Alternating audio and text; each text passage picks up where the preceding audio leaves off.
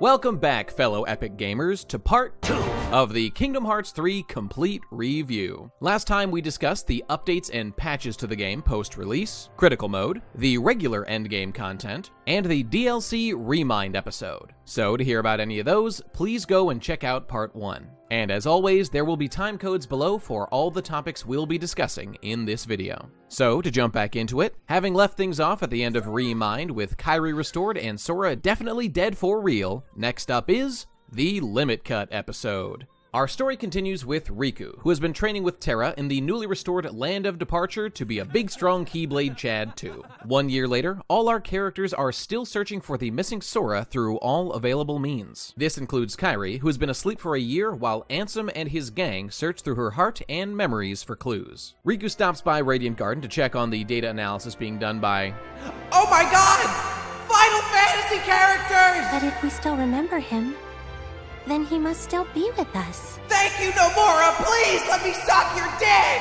He even put them back in the save file slots. You knew we always wanted them, didn't you, you fucking asshole? Anyway, the point is they too have achieved nothing. But with the combined data of all our teams, Sid has recreated data versions of both Sora and the new Organization 13. And in a continuing misunderstanding on the nature of what data is, it's concluded the only way to find what secrets might lie within is to have Data Sora beat the crap out of every last one of them. Hacker mode engaged. And thus, the new Organization data fights are born. Not actually with Sora himself, but with a data recreation instead. A little deflating that Sora isn't actually doing any of this, but okay. We'll talk more about them in a moment, but to sum them up, they are the best thing in this DLC and this game. But before that, to conclude the story discussion here, after you, the player, buckle down and sack up to defeat these 13 incredibly difficult super bosses, what does it achieve?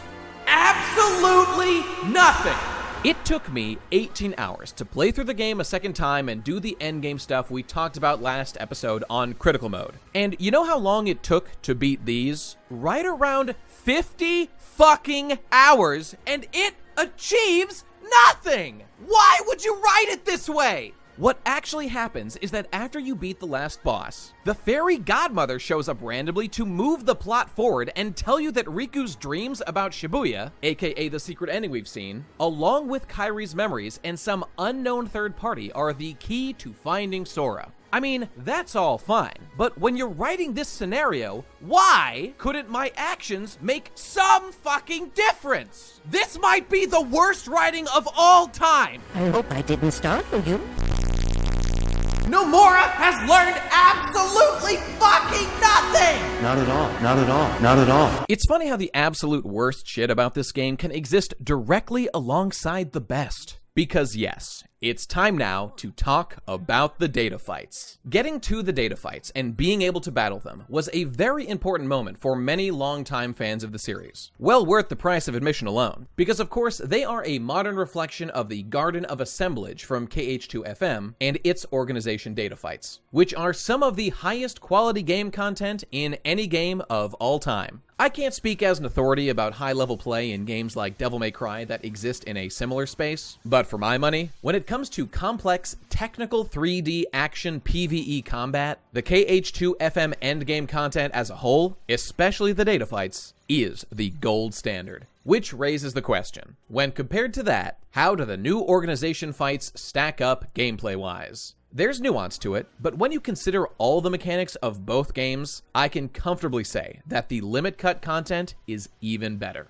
But before we get more into them, we first need to have a little discussion about game difficulty, why it matters, and the design philosophy of these bosses as a group. Now, for my money, I would never want to fight these bosses on anything other than critical mode, which has to do with the purpose of game difficulty. Obviously, putting these bosses here, beyond the end of the main game, won't in any way impede players who care less about challenging gameplay and more about just getting through the story from being able to beat the game, who of course can also utilize lower difficulty modes. But these bosses and the other endgame additions are here primarily for a different demographic. Just as they were in KH2, they exist in this replayable state for players to be able to test themselves against and enjoy the raw pleasure of combat at higher and higher levels. All of these bosses exist elsewhere in different forms, most of them being in the big group fights at the end of the game. But this isn't just about convenience of access. These versions are faster, more aggressive, loaded out with additional moves, can take a lot more punishment, but most importantly, are uniformly designed as one-on-one fights. I don't think I'm alone in the opinion that I typically don't get as much enjoyment from mob fights as a well-crafted boss fight in Kingdom Hearts and other similar games, and this extends to those organization group fights. In a battle against a group, you have to be on the lookout for attacks from all sides, and that threat potential means you can either focus down one enemy, ignoring others and hoping they don't attack or miss you, or you will need to split your attention somewhat to keep on the lookout for attacks and won't be able to focus exclusively on any one target for long.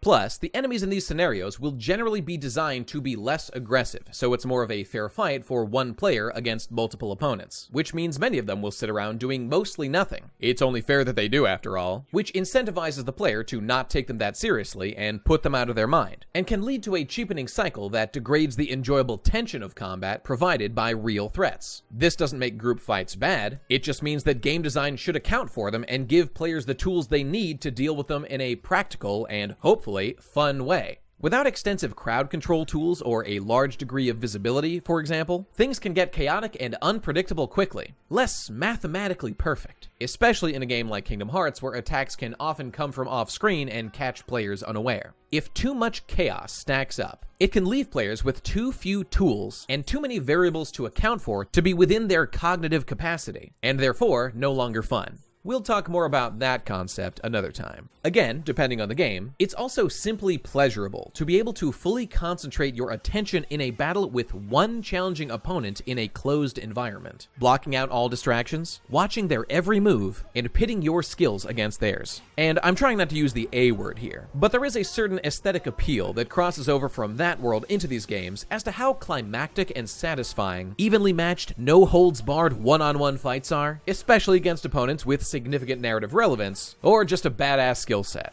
And here's another factor about difficulty. Personally, I will generally only work as hard as a game makes me. It's one of the reasons I'm not a big fan of the on-the-fly difficulty changing mechanics you sometimes see in games. Because if I get stuck at a tough enemy or boss, I'll quickly be tempted to lower the difficulty to get past it. So I prefer to be in a position where I am forced to get better at the game and explore the mechanics available rather than just inflate my HP or damage output so I don't have to think. Ironically, it's when a game starts to ask more of you, and because you think it's worth doing, you find a way to rise to the occasion, that you begin to appreciate it more. This is what's achieved by these kinds of bosses. The DLC super bosses on critical mode cannot be easily cheesed, even at Sora's most powerful, as they have been designed to make you learn how to fight them correctly. They are crafted one-on-one duels that give a specific experience to force you to learn how to fight them correctly using the tools you have available. The purpose of difficulty here, for example, dying in just a few hits even from full HP, is to force you to learn how to successfully navigate the boss fight as designed, avoiding damage as often as possible while finding opportunities to strike, all while making as few mistakes as possible, in pursuit of simple victory initially, and then, beyond that, an abstract, perfect version of the fight, in whatever way you define that, to give the player the satisfaction of hard-earned mastery. You might even call it an art form. Personally, I like to think of it like a dance, one done with a partner. There are all kinds of dances: waltz, foxtrot, hip-hop, swing, tango. And if you're going to perform one of those, you need to learn not just the style of dance, but to develop a working, physical relationship with your partner. Then you dedicate yourself to practice and learning how to execute the routine, adding whatever flourishes you care to make it your own, and finally, you perform. In this case, you might be doing it with an AI opponent who's trying to kill you, but as you keep practicing, they come to feel more like that partner, since every action they are going to take is within a limited set. And once you understand them all, you learn how to react to each of them in turn. This is the process that you go through when learning and mastering these fights, with each of them being just another style of dance. And for some of us, performing them and making these once intimidating bosses dance in the palm of your hand is its own reward. I feel myself pulled back to the game just to feel the joy of weaving and dodging through attacks that I've studied and practiced, landing hits on opponents knowing where their vulnerabilities are, and just enjoying the physical experience of performing the art of combat. through the moveset, music, dialogue, and atmosphere of these bosses. The remixed music is a delight, with new versions of an excellent selection of thematically relevant songs, even including personalized versions of the organization battle themes for the more generic members, plus absolutely bringing the house down with Shion's Vector to the Heavens.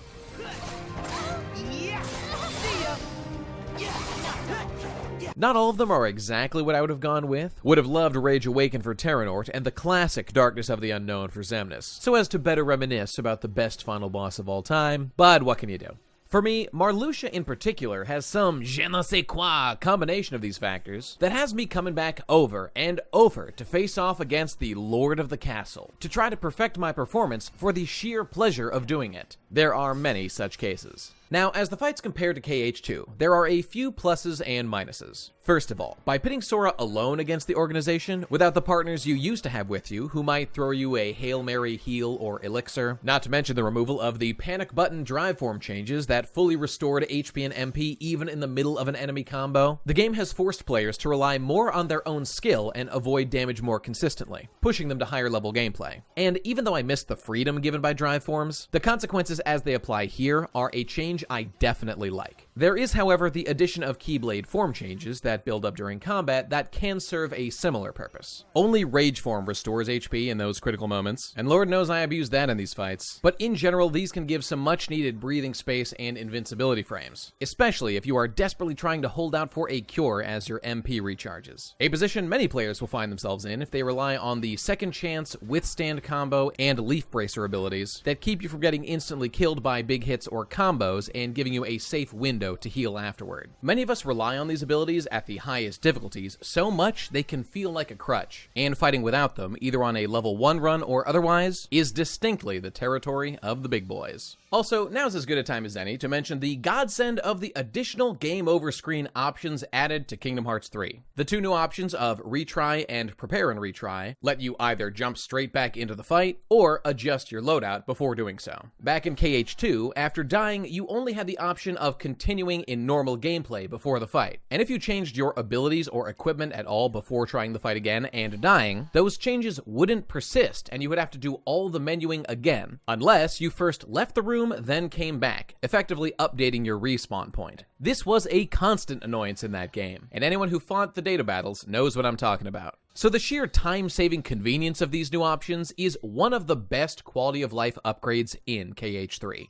And one other upgrade more directly related to combat is the Keyblade switching mechanic that allows you to swap between 3 Keyblades freely without having to jump back into the menu. It's hard to see any downside to having more options available to you like this, but at first this change didn't seem like it added much utility, since the reality of most gameplay is that you'll be sticking with your favorite or most powerful Keyblade most of the time. And if there is a specific Keyblade you want or need for some scenario, due to its ability or form change, hopefully it's one of the 3 you have equipped, otherwise you'll have to use the menu anyway. But the convenience isn't actually the main usage of the swapping mechanic, that instead being the ability to store form changes. This is most useful when fighting tough enemies where you have to wait for an opportunity to attack and don't want to let the form meter go to waste. So instead of just letting it tick down, wasting form time and potential damage, you can swap Keyblades to stop the clock, wait for the right moment, then swap back without skipping a beat and unleash hell. I wonder if this was added as an attempt to resolve a frustration I at least felt in many of the older games, where you couldn't stop the meter from ticking down once you changed forms, especially because of how useful this ability is during the data fights, or just a happy consequence of adding a new Keyblade swapping convenience. I'm leaning towards they knew what they were doing, but either way, the synergy is excellent. By the way, little tangent just because I find it interesting. As I was playing through some of the fights, when I got to our boy Ansem and died a few times, I finally noticed something about KH3, something I'd been wondering about the series for a while. See, unlike the other bosses, Ansem Seeker of Darkness here, being from the first game, despite being a little different, nonetheless is a classic Heartless, while all the other organization members are nobodies or somebodies or replicas or unversed or whatever. When you die against Ansem, your death animation and game over screen have Sora's heart burst out of him, which is not the case against any of the other bosses. With a little testing, I realized that dying to any Heartless enemy in the game will produce this heart burst animation, while dying to any other enemy type will not. The reason for this obviously being that Heartless alone have the unique ability and goal of stealing hearts from living things to turn them into more heartless, which was their whole deal in Kingdom Hearts 1. And so dying to one of them produces this reaction, unlike all the other enemy types who I guess just kill you.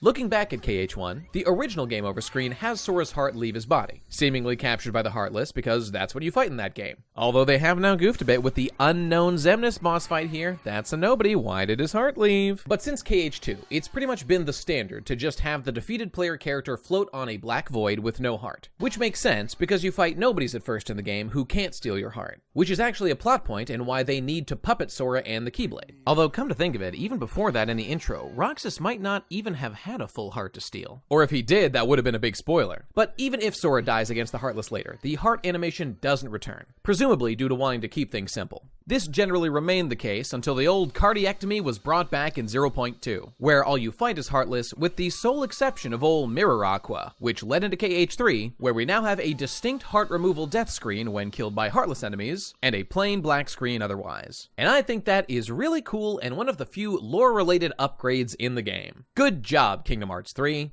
Back to gameplay. In part 1, I spoke about some Keyblade moveset changes, how KH2 required you to get closer to opponents before striking, while the new moves in KH3 allow you to fly towards enemies with an attack. This is a trade-off of challenging the spatial awareness of the player for the added convenience of a homing effect in your attacks, and it's a matter of taste which is preferable. The shoot lock is a move I used rarely, generally out of desperation or in specific scenarios, but air stepping, as I said previously, is something I love more the more I use it, allowing you to approach enemies instantly and keep up the momentum of a fight while not being too brainless to use. It's an excellent mechanic. Summons, limits, and attractions I ignore almost completely, as I did in KH2, although I have found them to be useful in some situations. The first two, that is.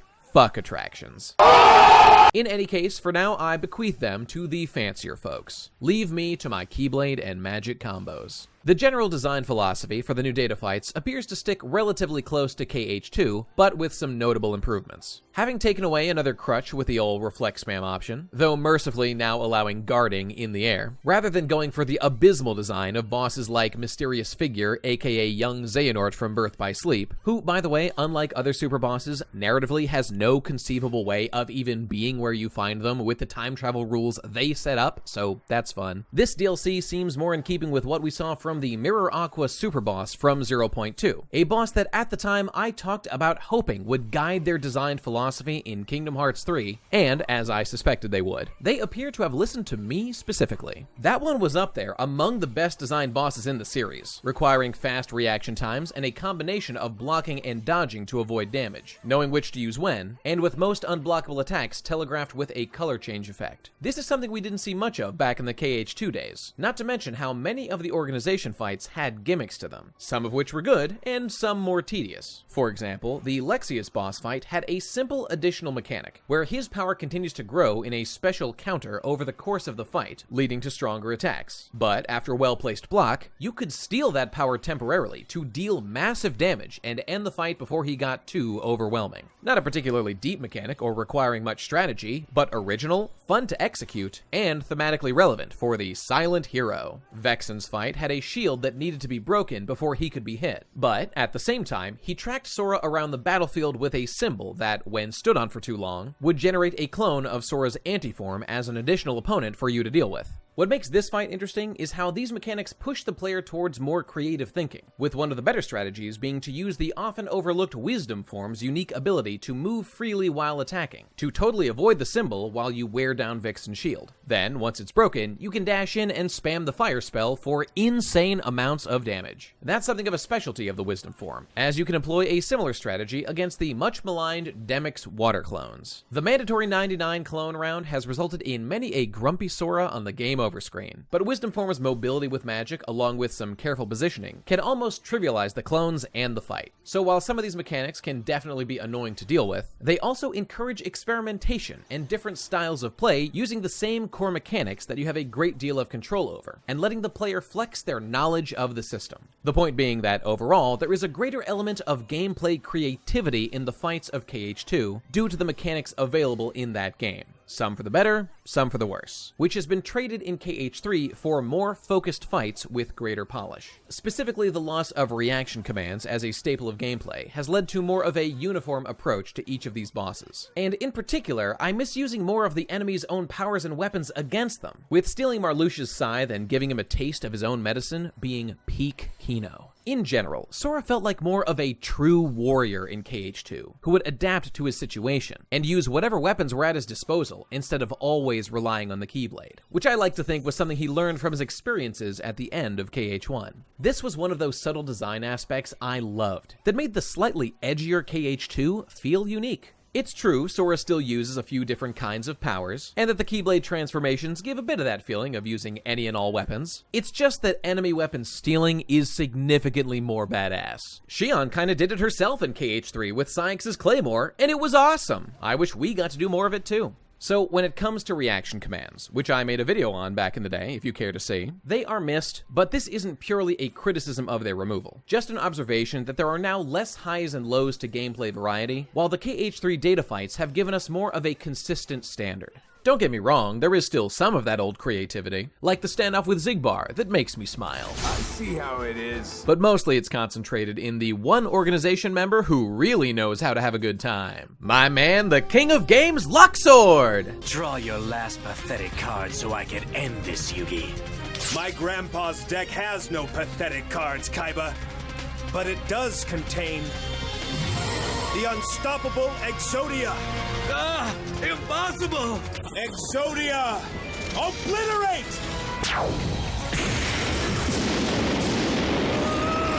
So, on the whole, I do find this gameplay trade-off to be worth it, but we should take note of what has been sacrificed to obtain it, and maybe we'll figure out a way to have both in the future. I could talk more about the individual boss fights, there's plenty to say about each of them, but these videos are already far too long, and that could just be its own video. I could make that and get more into the details, and maybe talk about the KH2 fights more as well, so let me know if that's something you'd like to see, and we'll see if we can make it happen. But while we're on the subject of gameplay, we've got to discuss another great addition, the Premium menu. This contains two separate menus, one with the Pro codes that make gameplay more challenging, and one with the Easy codes that do the opposite. You get to choose which to unlock at the start of a new game, and only unlock both when you defeat the secret boss at the end of the DLC. For me, it was hilarious to unlock these easy mode cheats right after defeating one of the most challenging bosses I've ever faced, but we'll get to that later. Before we get into the codes, let's first consider what a normal play through the game is like. Sora and your party power up as you progress, gaining more Keyblades, weapons, armor, levels, and abilities, which, in addition to other benefits, generally boost your stats. There are also stat-boosting items, and the new cooking minigame that can give significant buffs and extra abilities, but the overall effect is to make the numbers on Sora's stat sheet go up, which translates to increasing damage output and increasing damage resistance. In gameplay terms, that means more of a buffer zone to make mistakes or miss opportunities during combat.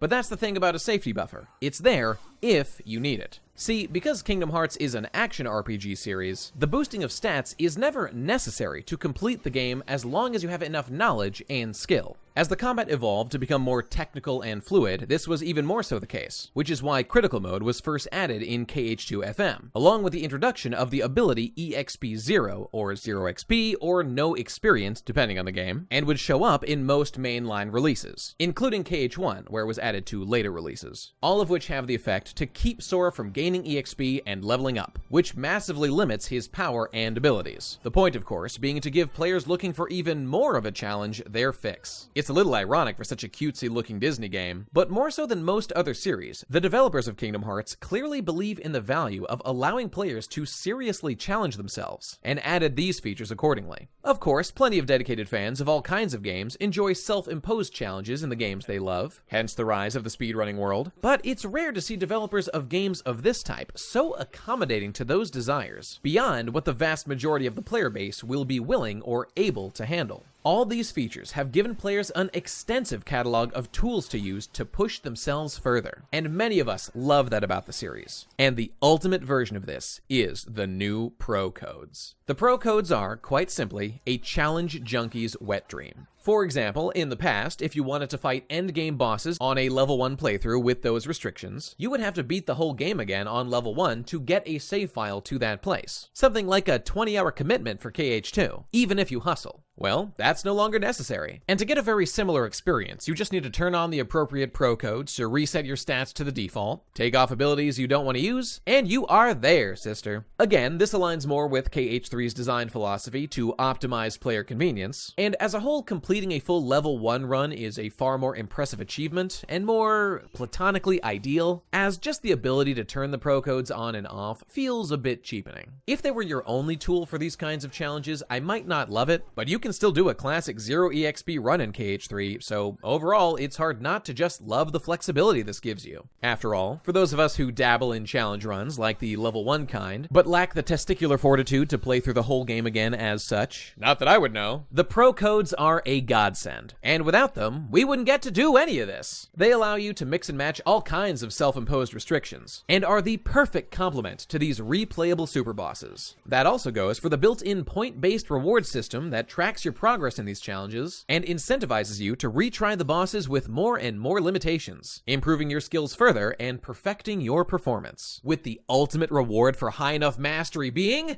the ultimate PNG!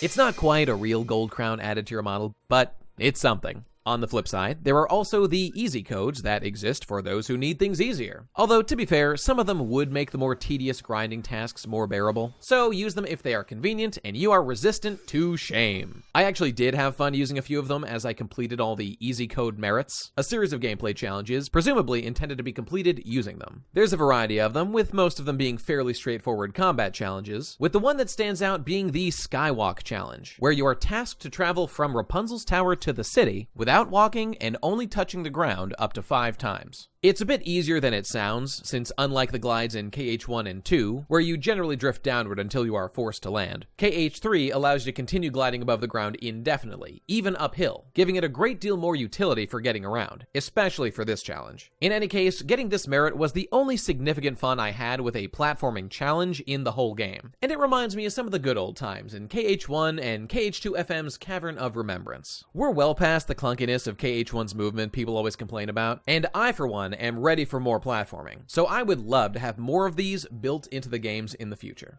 But before we totally move on from the data fights, I want to comment on them in the larger context of the game as a whole, as the ultimate versions of the new organization members, to say this. While I've made it clear that I think the gameplay of the fights is fantastic, in the ways not related to pure gameplay, polish, and spectacle, the new organization data fights are, without question, a pathetic shadow of what we had in KH2 FM.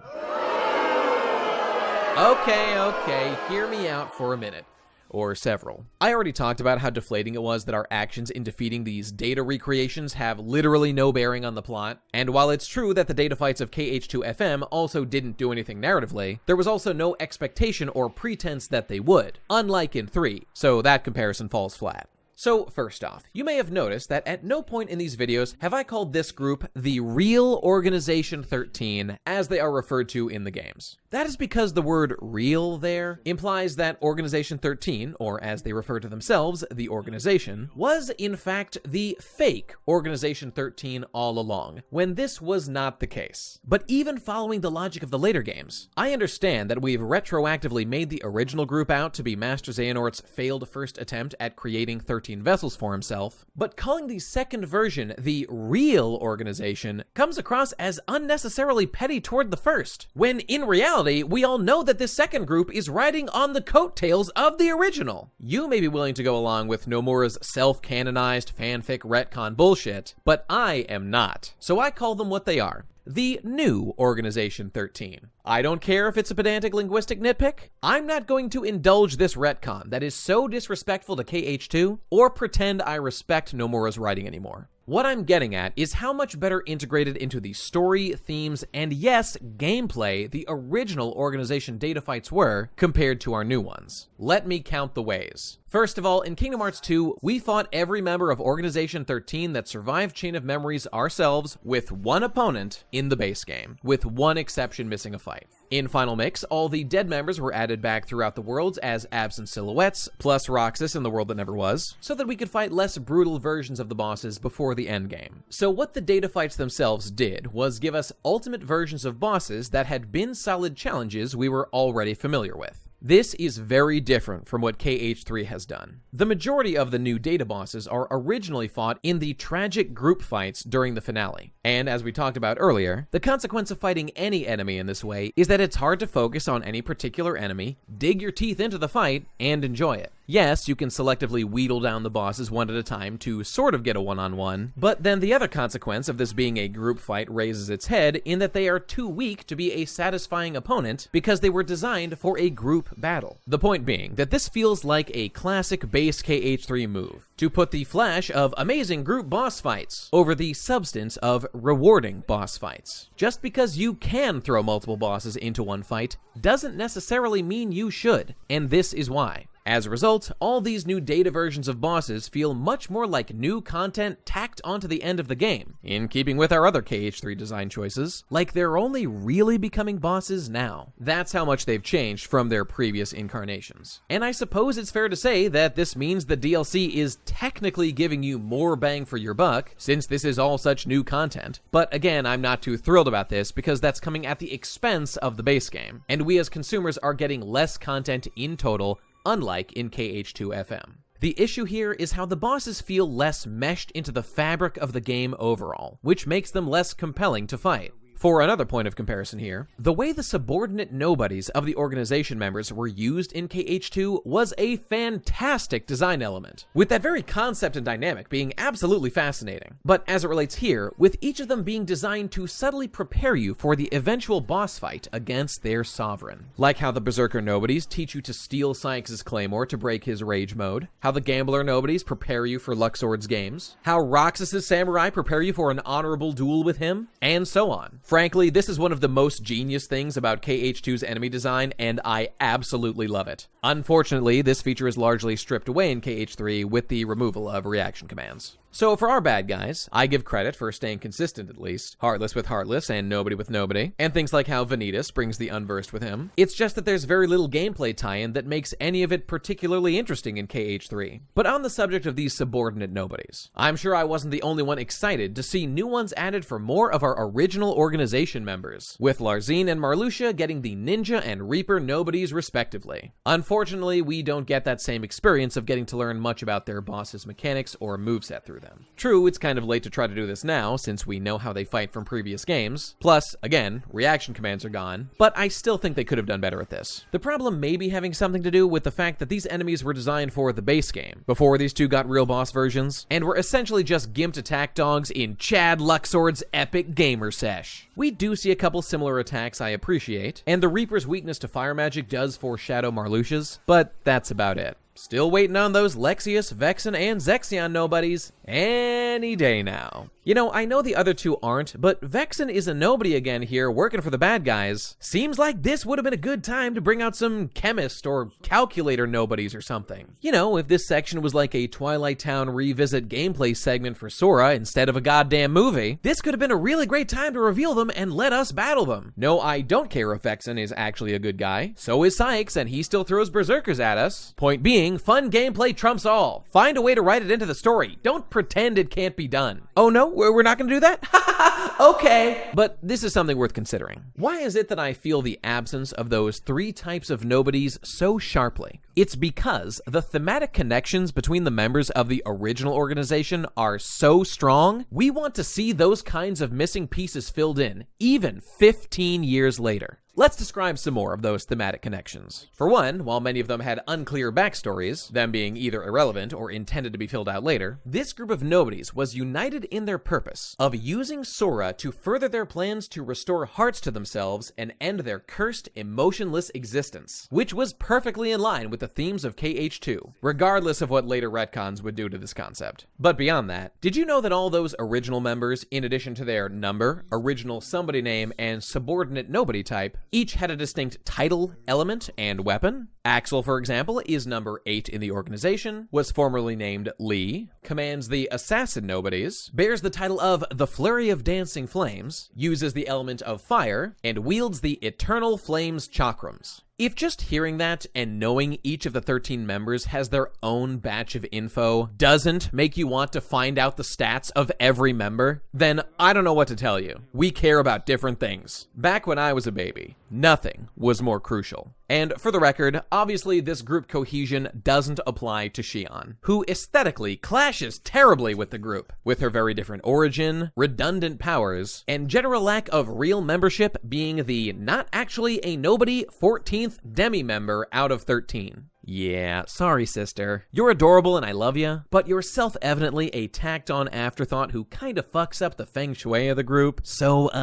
please go away. Now, to continue gushing about the original organization, no, I don't care if we're getting sidetracked. This is all I want to talk about. I always assumed that at least those elemental powers they had came from being a nobody. Presumably, that's one of the reasons why the whole organization was considered such a threat. But we can definitely see that Axel still has fire powers despite being human again. We know he was getting some frisbee/chakram practice early on that kind of explains his weapon proficiency, although they also seem to work like magic, but that's another matter. And Xigbar's human form had space teleportation powers way back in the day. You know, back before he became number 2.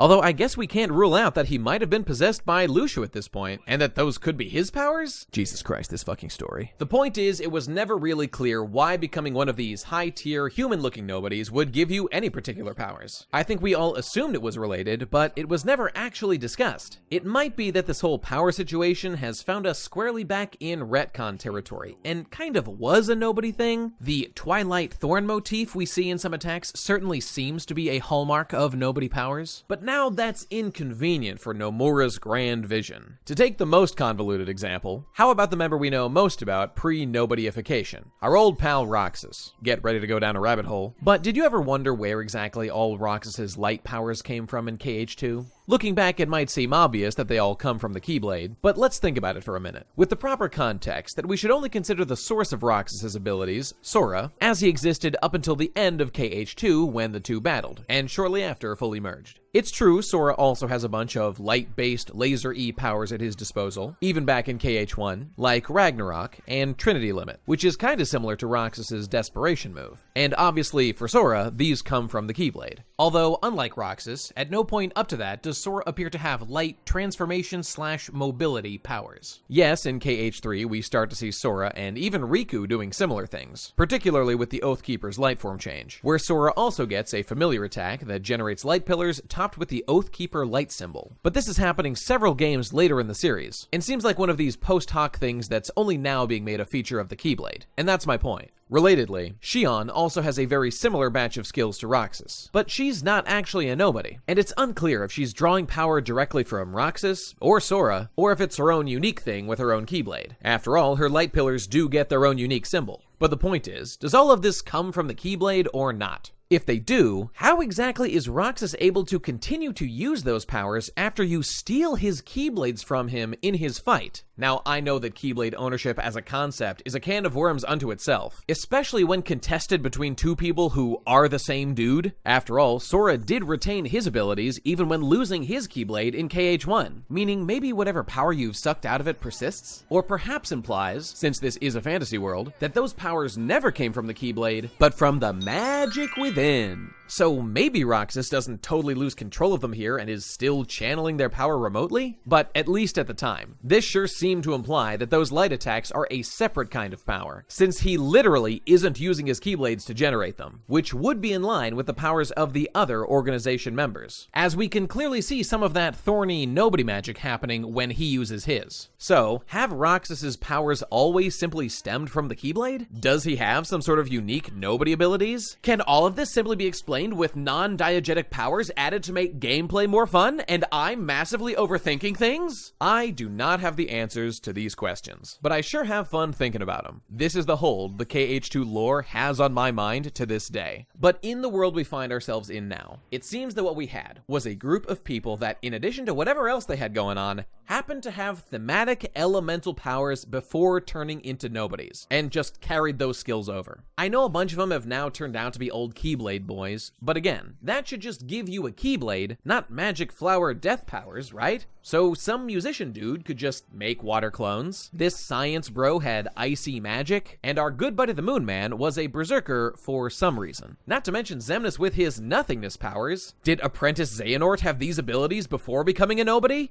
I don't know, but I doubt it. Okay, so this is pretty odd and clearly not well thought out. A shocker for this series, I know. But the thing is, it's also one of those things that didn't matter. It would be fine if all these powers remained vaguely defined nobody abilities, or non-diegetic additions to make the boss fights cooler, as long as they add to the fun in this video game, which they most certainly did. Until the backstories of all those characters suddenly become focal points and important to the narrative. And now all of a sudden we're asking some tough questions you aren't prepared to answer because you didn't think it through. Probably because you never thought it would go this far. Personally, I'm still waiting to hear what exactly Zaldan's lifting regimen was that let him telekinetically control spears and wind. Now that's what I call gains. So as you can see, there is some powerful group theming going on here that gets the old monkey brain ticking. I'm taking the time to dive into it to show how I am still fascinated by it and love to talk about it, before all the later lore that would mess around with everything. At the time when KH2 came out, this kind of theming was compelling, and I wanted to know every detail of it I could get my hands on. But now, because of all the changes, recontextualizations, and deliberate lowering of the stakes, our characters' actions and their consequences matter less, and so the story has become totally toothless, aka boring. Case in point, compare what it looks like when Sora kills an organization member in KH2 versus actually helps them by beating the shit out of them in 3, looking like an absolute psychopath.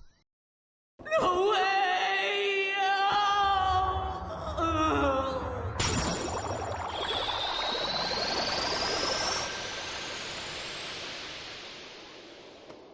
Anyone from the organization who'd like to be next? Are you kidding?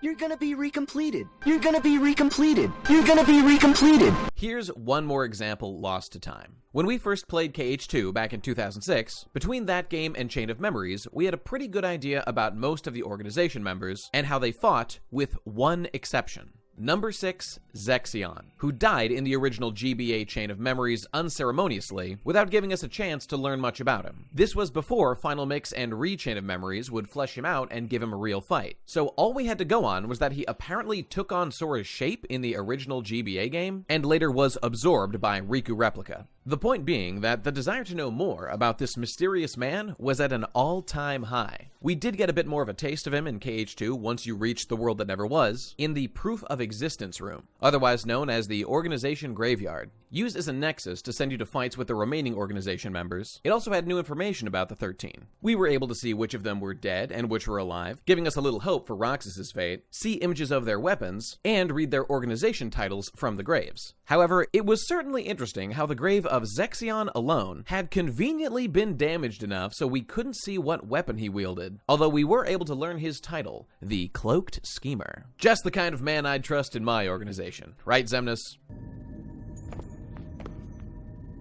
Indeed. The sheer boyish longing this introduced into our hearts to know more about this mystery member, even after completing base KH2, I still feel to this day. What could Zexion's weapon be? What element does he wield? And what kind of fight would we have? Years later, I and the rest of the world would be able to answer those questions with imported Japanese-only releases of Chain of Memories and KH2 FM, where new content showed that Zexion wielded the power of illusion and fought with the Book of Retribution lexicon, which fit well with his personality and how the character fought in Chain of Memories, giving him a terrific, although sometimes frustrating, fight in KH2 FM. This little arc had come full circle to give us the last missing piece of the 13-man set of the organization, and was completely satisfying. That was the kind of feeling we got from the extra content of Kingdom Hearts 2 Final Mix Plus. Now, compare all of that to the real Organization 13. What amazing connections bind this group together? Well, that they are all enemies pulled from various parts of Kingdom Hearts history. Okay, that's cool. Too bad a lot of that history is nonsensical garbage. In all seriousness, the flimsy thematic links between these characters is a perfect mirror to the larger problems of KH3. Yes, they are all connected to our overall antagonist Xehanort, but to vastly varying degrees, with their motivations for working with him being all over the place. For some, it almost seemed like a joke how little reason they have to be doing so. The giant clusterfuck ending, smashing various elements from the series together and leaving others totally broken to eke out a poorly justified saccharine happy ending, is 100% reflected in this group.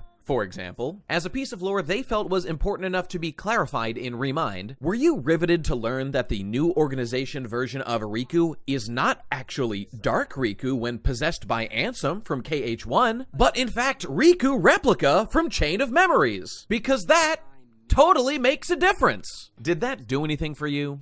Me neither. And the perfect representation of this issue is this design that the series has been using in recent years, laying out all the various symbols that represent the factions, concepts, and ideas put forward over the course of the series. The specific inclusions have varied between designs over time, but with the same general motif. Hearts, keys, crowns, Disney, heartless, nobodies. Okay, I'm following all that. But quick question, fans. Can you name what all these symbols represent? I cannot, because some of them just matter way less than others. And yet here they all are, presented together as if they have equal narrative weight or represent concepts of equal worth and quality, when they most certainly do not. As I've said before, I do not subscribe to the philosophy that churning out new shit writing for a franchise and piling it on top of a once good foundation expands and elevates all of the material, as opposed to diluting the quality of the entire body. So with the example of these symbols, these are the ones I care about, and these are the ones I don't. You know, I think I've seen this collection somewhere before. I'm not trying to pretend this series ever had genius-level writing that we've now lost, but it wasn't going for genius. Simple and clean was the mantra for a story about childhood adventure and love, and it nailed that, with the early stories and design having a surprising level of coherence and thoughtfulness compared to what came later. Then things got more shaky as it went along, and though the unnecessary complexity was tolerable and even fun for a time, we long ago passed the tipping point. The fact is that collecting a bunch of versions of Xehanort, though not all of them, as well as a couple of dudes he kinda knows from throughout the series, can't hold a candle to the thematic coherence of what KH2 did, and the result is that, as I said before, in every aspect outside of core gameplay and spectacle, this group offers much less of a draw or incentive to interact with. And by gathering them like this, it even manages to make them uglier by giving them their uniformly piss yellow eyes, as the haha funny Zigbar meme is now fucking with character designs. And why? Because darkness makes your eyes yellow in Kingdom Hearts, right? Like it did, as a few examples, to Xehanort when he was young, and Aqua, and of course my man who had pure darkness in his soul since the day he was Bo, Vanitas.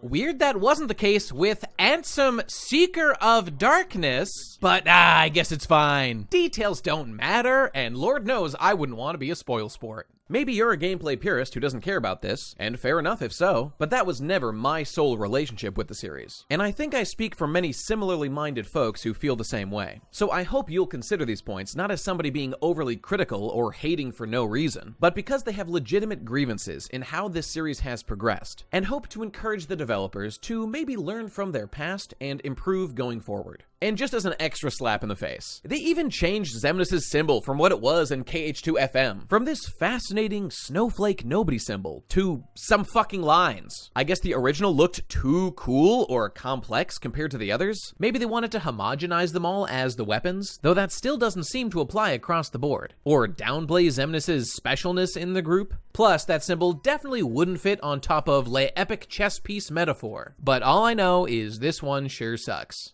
Group theming aside, to be fair, there was one fight in particular in this group I was very much looking forward to in a similar sort of way to Zexion, that being Xion. She was the one I wanted to fight the most, as the least fleshed out enemy in the base game. It was fitting that she and Master Xehanort were locked away until you beat the rest, adding greatly to the suspense of finally reaching her. I was disappointed to see that in the battle we got hardly any connection to the bonkers fight against her in 358 with her bizarre shape-shifting armor memory powers, for more of just a Roxas 2.0 rehash, because after all, that is what makes Xion unique in the series. Maybe Nomura is trying to sweep how creepy she used to be under the rug to up her waifu game, which is too bad, but I'll tell ya, it's working. But at least there is the subtle connection of the symbol on top of her light beams that, as I mentioned, is unique, which is a reference to her freaky final form in 358, and pops up in a few places relating to Xion, such as in the breakthrough accessory you get for beating her data, which is neat. Stick that sucker in your symbol collection, I won't complain. They could have just slapped a nobody symbol on top of there to mirror Roxas and called it a day, but they went the extra mile with this to acknowledge for those paying attention that she is singularly weird, and I love to see it.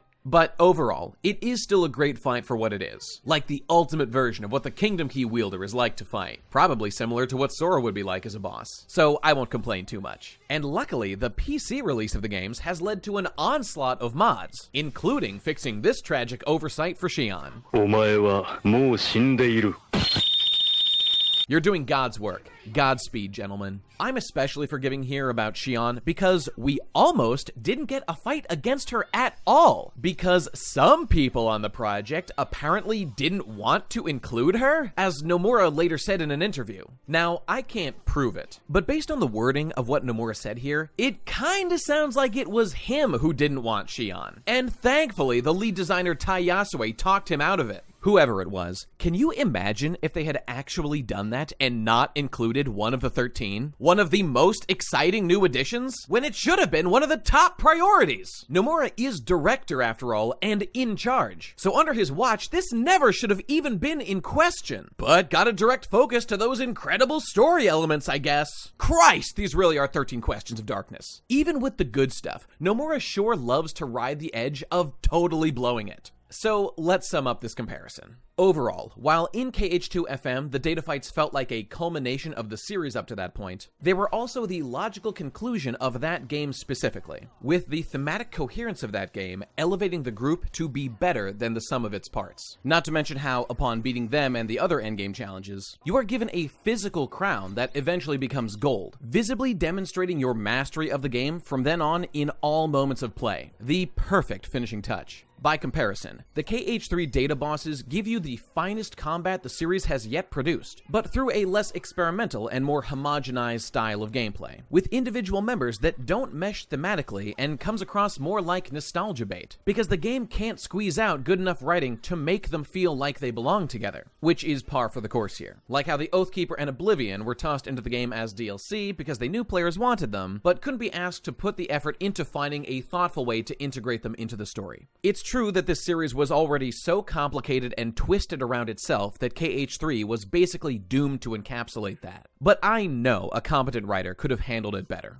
But hey, at least someone over there knew how to ultimately make combat and the fights themselves damn fun. Here's hoping KH4 clears the air to give us less of the bad and more of the good. And speaking of KH4, it's time to move on to some foreshadowing in our secret episode. As we all know, it's something of a tradition in Kingdom Hearts games to add an endgame superboss that hints towards events of future games. Unknown in KH1, Lingering Will in KH2, Mysterious Figure in BBS, and Julius in 3D. Okay, maybe not that one, but the tradition does seem to be continued here in KH3. After he fades away in the ending, Sora awakens in a mysterious starry world where he meets Yozora. I was actually convinced this was Riku at first because the two are so identical looking, but yes, the fictional character from the Toy Story World's Verum Rex game that is Nomura's weird resurrection project for the real-world canceled game Final Fantasy Versus 13. Here in this world that is most certainly not reality as Sora knows it, the two recognize each other, with Yozora talking about wanting to help Sora. It makes sense Sora might recognize Yozora from seeing him in the Verum Rex game, which he kind of weirdly entered that one time, but less so as to how Yozora would recognize Sora. Perhaps he knows Sora as a game character in his world, as we do in real life. That is, after all, what he is. And young Xehanort does seem to imply it earlier. Maybe he's one of these guys pulling for him to get into Smash real bad. Who knows? There is some discussion about how Yozora doesn't actually look like this and isn't in his true form. And incidentally, the name of this whole sequence is Falsus Rex, which means what you think it means. But once again, go ahead and torture yourself trying to figure out Nomura's galaxy brain plan. Like, whoa, they even have similar logos on their clothes! What is Nomura trying to hint at about the industry and his beloved Versus 13? insane. Yeah, for me, this is another one I'm not gonna bother investing brain power into beyond the obvious that these worlds appear to be crossing paths. Anyway, for some unknown reason, Yozora draws his weapons and attacks Sora. Around them forms a recreation of what appears to be Yozora's world of Twewi Shibuya, and the two square off in the ultimate showdown. First of all, I'm just gonna come out here and say it, gameplay-wise, I think this is the single greatest fight in Kingdom Hearts history. Before the technical talk, regarding the lore implications, unlike all my gripes about the new Data Orgy 13 and how that was all Data Sora, not the real one, and added nothing to the plot, this is actually Sora here fighting Yozora. And let me just say how radical it is that Nomura turned the Verum Rex trailer with Yozora into a playable boss fight, featuring all the moves we see him perform in there and more. It's like something out of a dream, literally. Plus, the idea of using Yozora in this way is very interesting as it relates to the future of the series. From the start, elements of the Nomura-verse have been a part of Kingdom Hearts, even more so than Final Fantasy in general. Did you ever wonder why we only get more modern Final Fantasy characters in the games? The oldest one being Setzer from Final Fantasy VI. That's because Nomura only uses characters he designed for the series, which only goes back that far, and excludes characters he did not. And if you're wondering about Setzer's origin, information is a little vague on the subject, but apparently he was originally conceived as a character by Nomura, and Yoshitaka Amano would adapt his work to create the visual design of the character we're all familiar with. But it seems Nomura still feels sufficient ownership of the character. He said the reason for this inclusion policy is because he doesn't understand other people's characters well enough, which I guess I'll buy, with Vivi being the only exception due to his sheer overwhelming popularity and requests. How do you prove that you exist? Maybe we don't exist.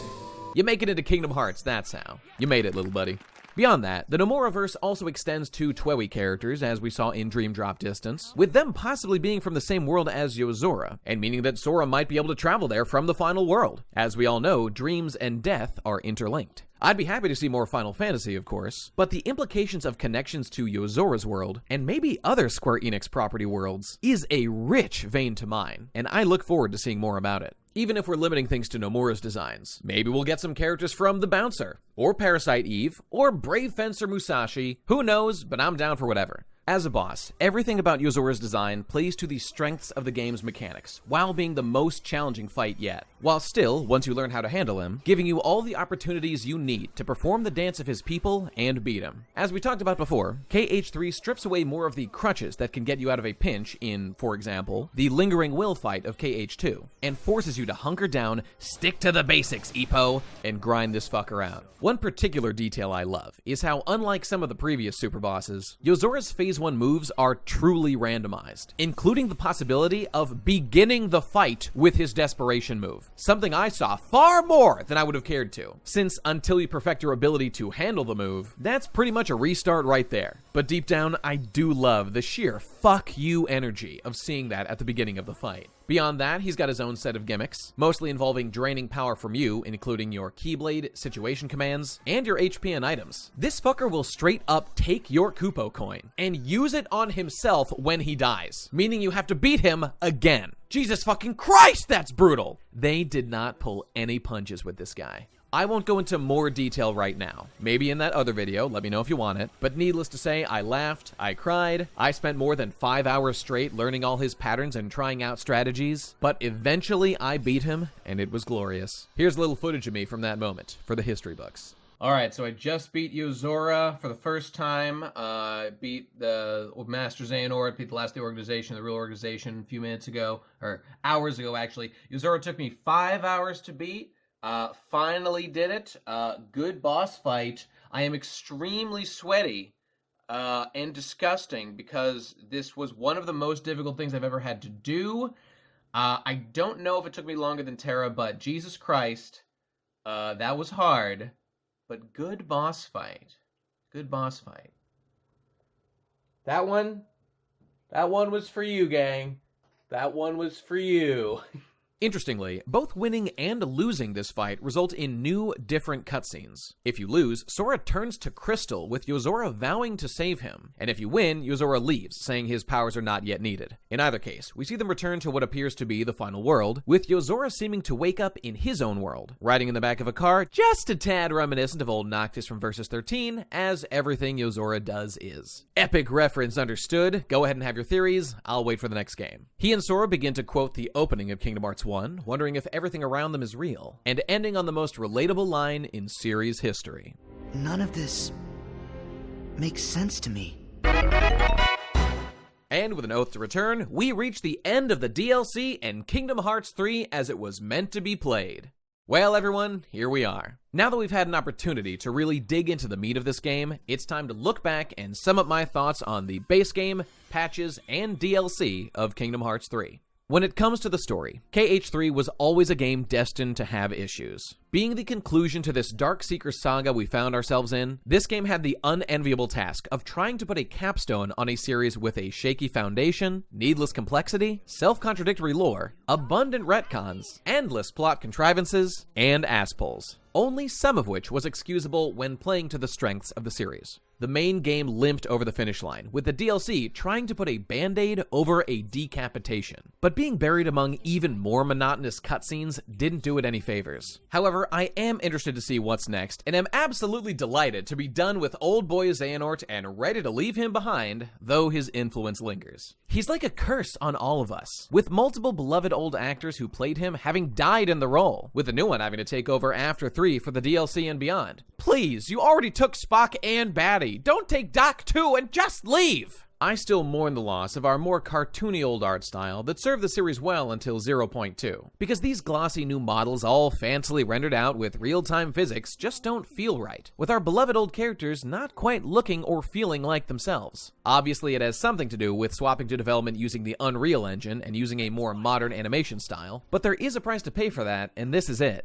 Anybody else notice how Xemnas' hair is clearly fucked up every time you start the data battle with him? I see it over and over when doing fights against him, and it's just one of those little unnecessary annoyances that vexes me so. You wouldn't get an issue like that with these simpler old models because it is clearly a consequence of this new physics-based animation style. It just irks me. How did nobody check that, and can we get a patch to fix it, please? This man is the superior, with the most swagger, the sexiest voice in video game history, and the antagonist of one of, if not the best game of all time. And I cannot stand for this kind of indignity and disrespect! This is what you get when you make these kinds of sweeping changes. Little details like that just feeling off. Personally, I wish they'd at least kept the classic art style until Kingdom Hearts 3 to finish out the saga, for consistency if nothing else, because it's just another factor in making the game feel estranged from the rest of the series. And you know what's weird? They actually added a model of KH3 Sora in the old art style for Melody of Memory that just came out recently, and it looks great!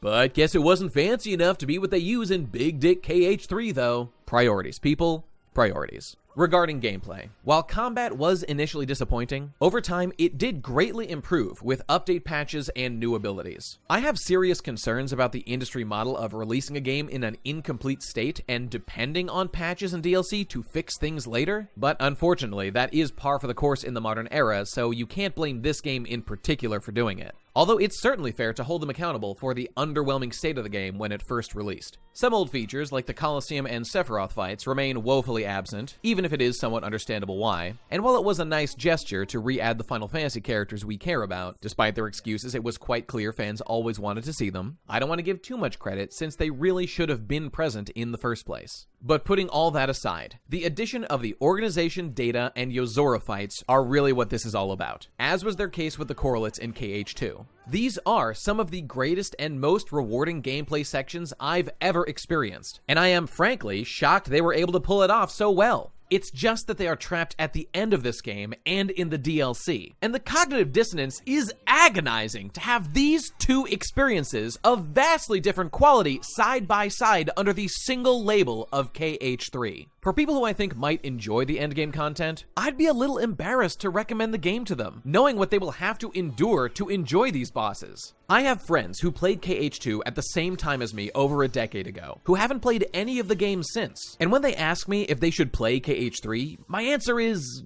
complicated. And while something like KH2 isn't perfect, I don't feel anything near that same reluctance in recommending it. With this series, I typically advise people who want to get the best ratio of enjoyment to time investment to play the updated versions of KH1, Chain of Memories, KH2, and then stop and pretend nothing else exists. It's how I choose to think about it. There are some fun ones out there like Recoded, and Birth by Sleep has its moments, but the burden of the story in all these spin-offs is too obtuse and uninteresting to justify playing them unless you want to be a completionist. But having finished this game, I would amend that list to include KH3 with its DLC. However, I would also recommend skipping just about every cutscene and blasting through it as fast as possible, because what I'm really recommending is just the endgame content. The difficulty is that there are two ways to approach the game that make it fun. Steamrolling through the game on a lower difficulty, mashing X without worrying too much is one way, and if that's how you want to play, then you'll probably have fun no matter what. But the other way, the way I play, is about actively engaging with the game and giving yourself a challenge, which the game is designed to do and can give you some incredibly satisfying gameplay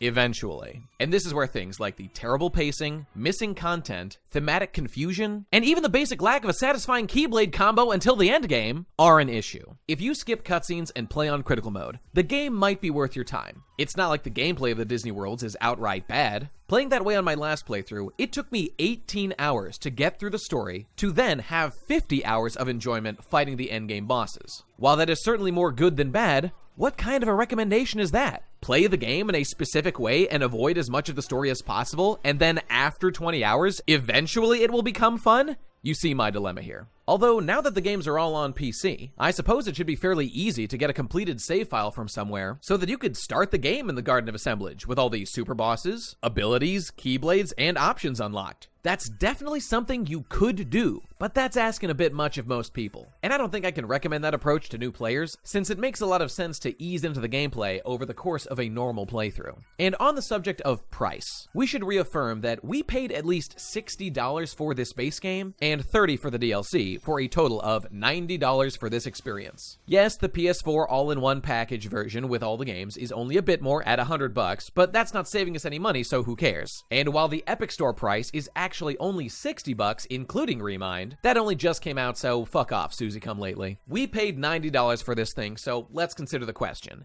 Is it worth it? This might be the first time DLC has been made for these games, but in the past, many of us paid full price for a second edition of each game in the form of the Final Mix versions and considered it money well spent. So that should make the half-price Remind DLC seem more economical, right? Well, as someone who bought each and every one of those re-releases, I don't think it's so clear-cut. Not to mention KH2FM came with Chain of Memories, so you really got your money's worth there. But unlike Remind, these Final Mix versions were mostly focused on gameplay upgrades. You got all kinds of things like new enemies, reskins of old ones, new minigames, new collectibles, new weapons, new gameplay additions, all in addition to the new gameplay sections and bosses, with the new story stuff just being the tantalizing cherry on top. While there is plenty of that in there, Remind is different, since it is designed more so as an episodic continuation of the story, which was clearly Nomura's focus. And while there was something similar in Birth by Sleep Final Mix's secret episode, unlike that, we aren't solely focused on giving more information toward future events, but also clarifying confusing elements of the story from the base game. You really can't shake the feeling that we're paying extra money so Nomura can have a second try at clarifying the story he was supposed to have finished already, and that is a definite blow against Remind. But that aside, I'll say it again. Once you get to them, these DLC bosses are some of, if not the single greatest bosses of all time. Everything I dreamt about when playing 0.2 years ago. Even more so. Fighting against them is what makes up the vast majority of my playtime. It's just that you gotta get through all that bullshit to get to them. It's a bit frustrating. If I could just pay $30 to play the DLC alone, now that would be a deal. Alas, that's not the case. For me, knowing the quality of these bosses and how they scratch that very particular itch some of us have, they are worth paying $90 for and blasting through this game to get to. For you, you'll just have to make up your own mind. To wrap up, for KH2, I've said that the super bosses alone would justify its existence aside from the other positives of the game. But for KH3, the super bosses alone really are what justify its existence, which you have to pay extra for. And while the game was never a complete failure, really, those bosses single-handedly elevate it into a very rare tier of games. I gave KH3 a 7 2 years ago when I first reviewed it, but the more I thought about it afterward, the lower I thought that score should have been. Because over time, the good aspects of the game really didn't stick with me, while the bad ones did. But even outside of the DLC, legitimate improvements have been made to it, and for a final review of the game, they need to be considered. So instead of one new number, I will give Kingdom Hearts 3 and the DLC Remind episode a single thumbs up with a stern, fatherly, you can do better gaze. But the Limitcut and Secret episodes, with their data organization and Yozora boss fights, get 2 thumbs all the way up. 10 out of 10, gameplay so good I'm able to temporarily forget how fucked this series is. You wanted your damn review, there it is.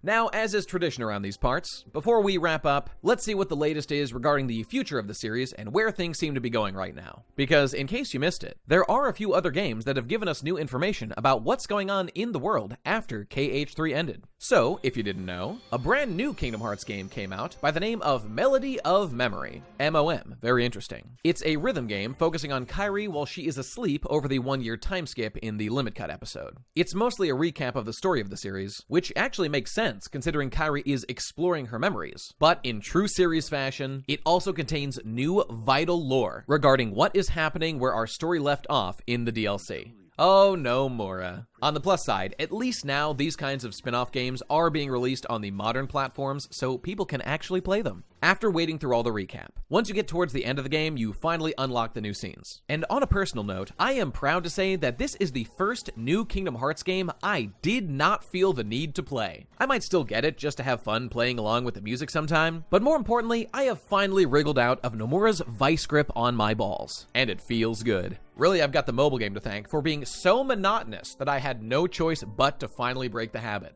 Freedom is indeed sweet. Anyway, to quickly review, the plot involves Kairi, who has been exploring her memories looking for clues as to Sora's whereabouts. There's a flashback where we learn that it was Apprentice Xehanort who sent Kairi to Destiny Islands from Radiant Garden to protect her from the Heartless, followed by a battle with a Dream Master Xehanort who drops some hints about a world on the other side from light and darkness. Of course, the strong and independent Kairi can't be expected to fight this big bad boy, even though she has before, so let's let Sora handle this one. Lamau. Then, with a year of sleeping behind her, Kairi finally awakens to share her findings with the gang, whereupon they conclude that this mysterious world where Sora might be isn't light, isn't darkness, but is unreality or fiction. You know, like Yozora and Verum Rex, the bold new frontier of our story. After powwowing with Riku and the fairy godmother, who have realized his dreams of Shibuya might be connected, they pay a visit to the dead folks in the final world to meet a star from the other side, the same nameless star Sora had run into previously. The star has her own set of problems she's dealing with, but she does say that the place she is from, Quadratum, might be where Sora is. You know, another term for Quadratum is square.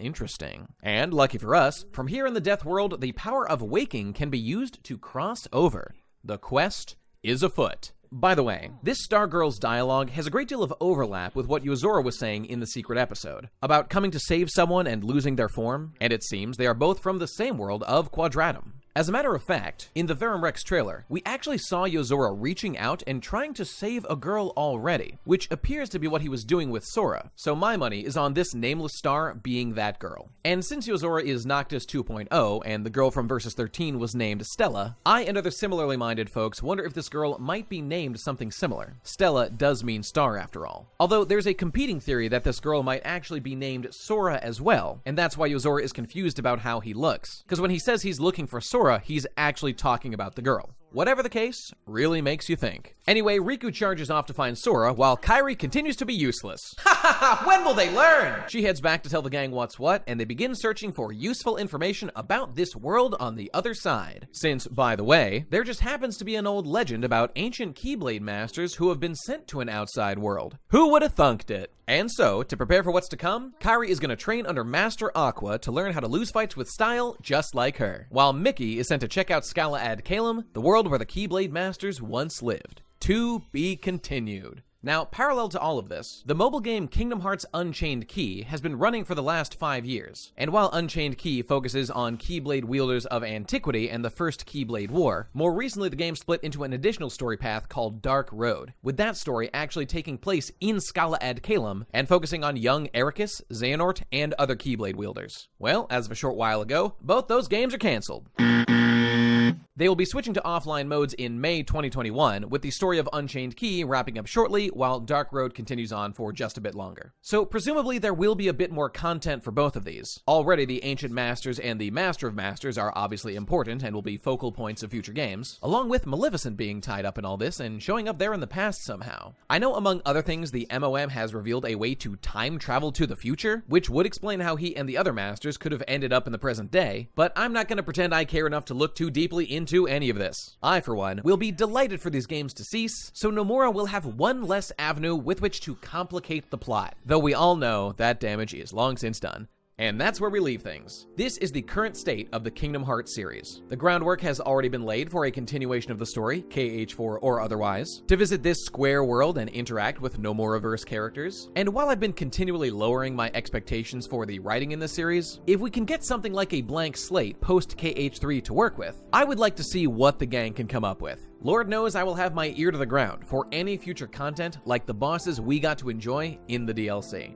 I know I had a lot of criticisms to make of KH3 and the current state of the series, but I want to end things on a more positive note. The finer points of the expanded lore of this series may have lost their luster for me somewhere along the way, but as I like to think is clear by making these videos, I'm still very much a Kingdom Hearts man. For a long time now, there has been something of a divide in the following of the series between the lore junkies and the gameplay-focused challenge bros. A divide I became aware of when I found out there were speedrunners of KH2 who loved the snappy gameplay, but never cared about the story at all, which seemed downright heretical to me. Still does, really. I think of myself as more of a bridge between these two worlds, and I would be happy if I could span that gap going both ways for some, but I am critical of both the story and the gameplay, because I view them with stern, fatherly affection, holding them to a high standard because I want them to be the very best I know they can be. You'll know this is true of me if you ever listen to me bitch about One Piece, despite having something of a positive disposition toward that series. I still get choked up just seeing these characters I've spent so much time with being happy in the new games. It might not be how I would have written things, but God knows they deserve it.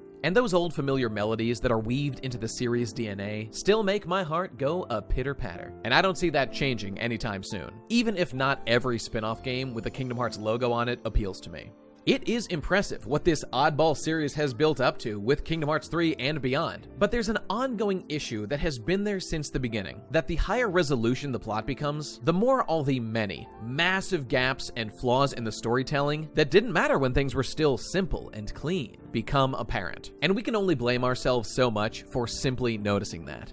As things have gone on, instead of playing to the series' strengths, it's been decided to lean more and more into the technical elements of the world, even when it undermines other parts of the story. Some of that was always going to happen, but looking back, it's hard to believe how convoluted and twisted things have become. Nonetheless, the position the series has found itself in now, with some very fresh new ideas, is the best possible place it could be in for recalibrating, reining in some of those bad habits, and giving us a fresh start. Personally, I don't have much hope that Nomura will be able to restrain himself from repeating this cycle, but he did deliver what I so desperately wanted with the DLC. So with skepticism in mind, I'm willing to give him a chance and see if he surprises us. I will continue to speak about the series going forward, good and bad, and I hope it'll be entertaining and useful to you. I'm a big believer in having standards and being critical of the things you care about, which is my motivation here, and I hope that comes through.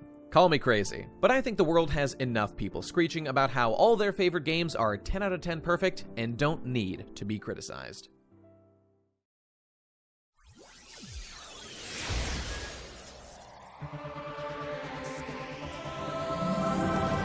And that's gonna do it, everybody. Kingdom Hearts 3 completely reviewed. Hope it was worth the wait. Holy shit, this was so much longer than I intended it to be. It actually grew several more pages since the last part came out. But to hell with cutting down scripts. That's for pussies. The game's been in its final state for more than a year now, but I'm glad to have had the time to view the lay of the land, learn from people's reactions and what they've discovered, and to make my own comprehensive assessment. I figured it was a good time to get to it now that the game's been ported to PC and the mods are beginning to flow like water. That's going to be a whole world unto itself that I'll be keeping an eye on. Reminder to let me know if you're interested in that Super Boss technical deep dive video I mentioned for Kingdom Hearts 3 and or 2. No promises as to a time frame there, but I have such a good time fighting those bosses and researching strategies that I'd be more than happy to give my thoughts on them in a detailed fashion. Maybe rank them, top 10 kind of thing, I don't know. But thanks to everybody for watching, sharing this around, and supporting me, especially financially, which you can do on Patreon or Subscribestar at the links below. Take your pick, they do the same thing, and right now you're seeing the $5 and up lads scrolling by. So if you like what you see, consider pledging to support my fine work and get yourself immortalized as such in a future video. By the way, if you're seeing this the day it goes up, I will be live on twitch.tv/definitelyBestGuyEver at 6 p.m. Eastern Standard Time,